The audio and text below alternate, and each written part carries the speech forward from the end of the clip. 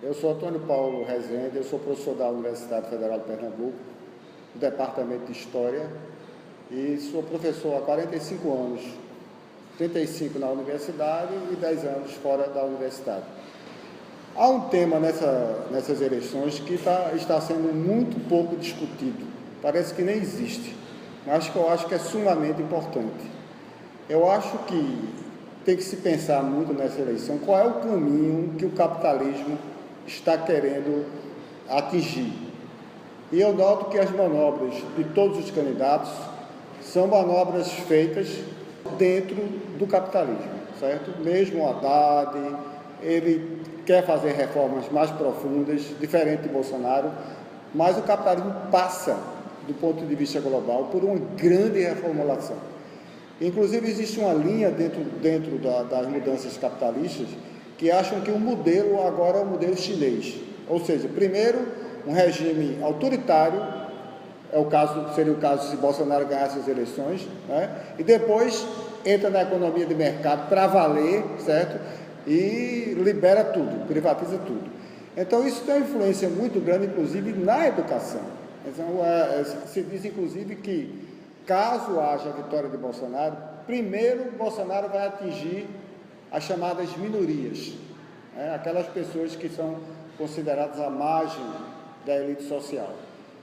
E no segundo momento ele vai atingir os críticos, as pessoas que refletem, discutem e negam a questão do fascismo.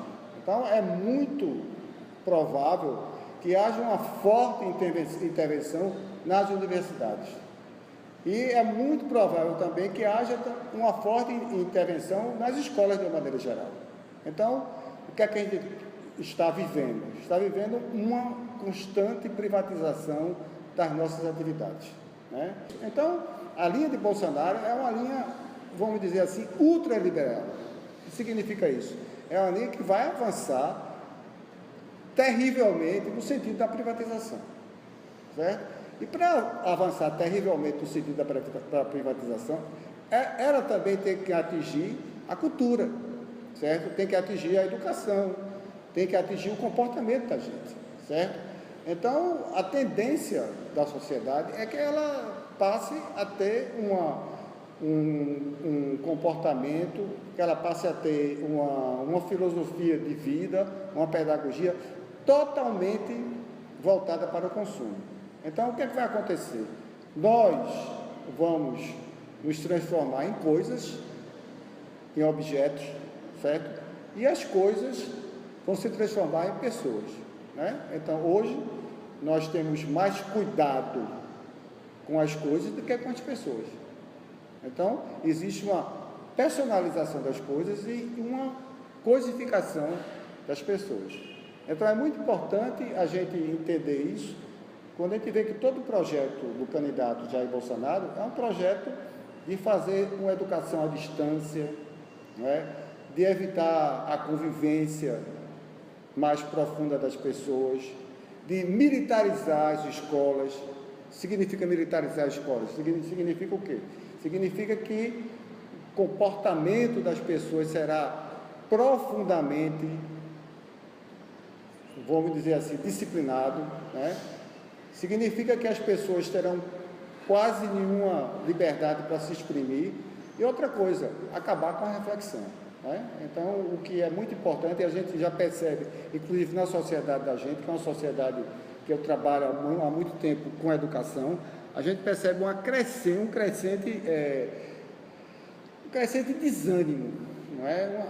uma crescente apatia das pessoas com relação a pensar a vida, a pensar a sociedade, a pensar o que vai acontecer. Então, a política, nesse sentido, quando ela toma uma visão da gente como coisa, como consumista, ela vai justamente nos anular enquanto identidade pensante, certo? E vai nos ver apenas como pessoas que podem comprar, vender, se prostituir, na verdade termina sendo uma prostituição, né, disfarçada, e vai realmente esvaziar todo aquele sentido que a educação deve ter. A educação que eu falo não é acumulação de conhecimento, né? A educação é quando a gente consegue articular a questão de saber as coisas, conhecer as coisas, ter consciência de como as coisas acontecem, mas ao mesmo tempo a gente ter o desejo de transformar aquilo que a gente acha errado.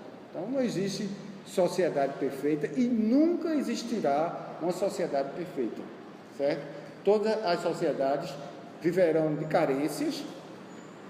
E o que é que faz a política? A política administra as carências. Então, se você vê um candidato que quer aprofundar as carências, é claro que tudo isso, né, vai realmente criar o quê?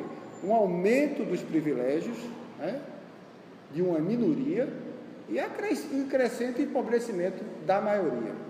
Então, é muito importante a gente perceber, dentro das eleições, os projetos econômicos, mas de que maneira aqueles projetos econômicos estão relacionados com o nosso comportamento, com a nossa possibilidade de viver a vida e com a nossa possibilidade de ser rebelde, certo?